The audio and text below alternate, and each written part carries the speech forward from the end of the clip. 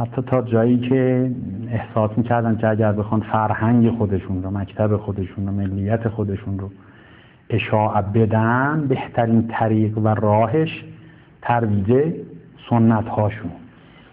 لذا میبینیم الان غربی ها برای اینکه فرهنگ خودشون رو به همه جا سرایت بدن و همه جا تحت سلطه فرهنگی خودشون قرار بگیره، میان آداب و رسوم خودشون و سنت هاشون این طرف و اون طرف ترویج و تبلیغ میکنن. الان ما میبینیم دنیا داره دو این قضیه کار میکنه، یعنی سنت ها و فرهنگ های ملی رو هر ملتی دارن احیا میکنن، حفظ میکنن، حفظ کردن برای اینکه باقی بمونه اون فرهنگشون. به خصوص اگر سنت ها ریشه در اعتقادات هم داشته باشه، چون بعضی از سنت ها مربوط به اعتقادات میاد، به ملیت مثلا یه آداب و رسوم خاصی است که خیلی ریشه در اعتقادات افراد نداره. اگر ریشه در اعتقادات داشته باشه کار بسیار محکم تره.